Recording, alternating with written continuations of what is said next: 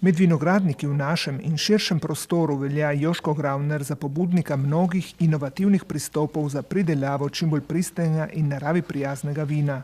Skrbno delo v vinogradih Rebule in med rdečimi sortami Merlota, Cabernet Sauvignona in zadnja leta furlanske avtohtone sorte Pignolo nadgrajujejo s fermentacijo mošta na drožeh v amforah in z večletnim dozorevanjem vina v lesenih sodih, ker se je Joško Gravner že pred desetletji odpovedal posodi iz nerjavečega jekla, ki pušča določene sledi v vinu.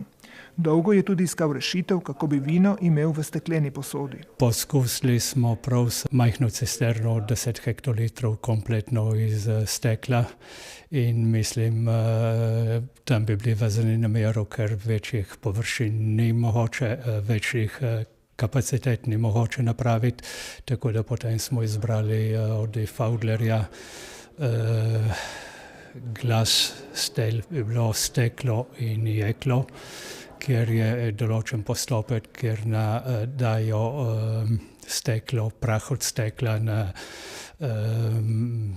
cisterno iz železa, s tem, da cisterna mora biti debela čez 1,5 cm, ker gre 5x6 v peč na 930 stopinj in zaradi tega je to, mislim, ta cisterna bojo po 75 hektolitrov. O tej prvi stekleni posodi njen izdelovalec Enrico Cusinato pove. Questo progetto nasce proprio in questa cantina da Gravner. Ta projekt se je rodil prav v tej kleti po pogovoru z Joškom Gravnerjem, ki je že dolgo iskal nekoga, ki bi bil sposoben uresničiti stekleno posodo večje prostornine za staranje vin. V sodelovanju in izmenjavi mnenj glede potreb vinarja in možnostih izdelave steklarja nam je uspelo uresničiti ta prvi stekleni sod, ki smo ga poimenovali EnoCube in povsem odgovarja potrebam vinogradnika.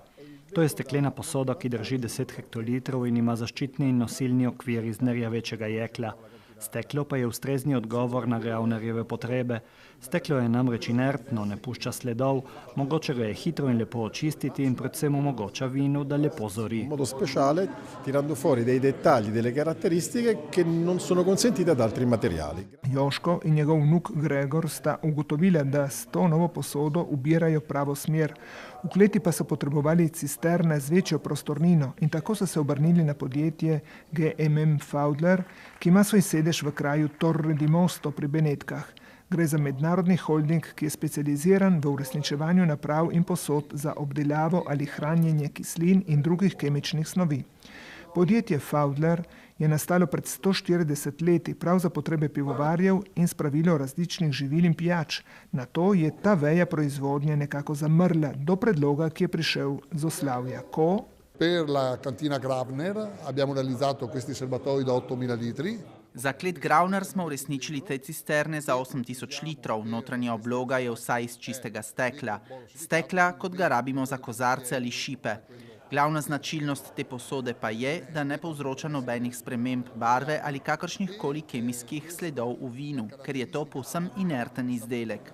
Tu vidimo posodo za 8000 litrov, lahko pa bi izdelali tudi bistveno manjše, nekaj litrske posode, do cistern, ki bi imele prostornino za 100 000 litrov. Te cisterne bodo torej uporabljene za dozorevanje vina, lahko pa bi jih tudi uporabljali za druga živila, saj je naše podjetje prve podobne posode izdelalo pred 140 leti za fermentacijo in skladiščenje piva. 140 anni fa per la fermentazione e lo stoccaggio della birra. Joško Gravner pa doda. Tudi za ustvariti cisterne je dosti dela in cena tudi ni majhna, ampak izdelek je zelo lep in zadovoljen sem, ker sem leta sledil temu in mislim, je prišel čas tudi za tega in sem zadovoljen. Za vino, da ta ne bi bila prva cisterna, ki jih rabe in zaradi tega tudi podjetje Faudler je zelo interesantno, ker računa tudi na drugi trg zmeren za predelavo vina. Predstavitev novih cistern s stekleno oblogo odpira novo poglavje v predelavi vina in tako Joško Gravner kot njegov vnuk Gregor sta prepričana, da bo ta posoda ob gruzijskih amforah in sodih iz slavonskega hrasta dodana dragocena pridobitev v kleti.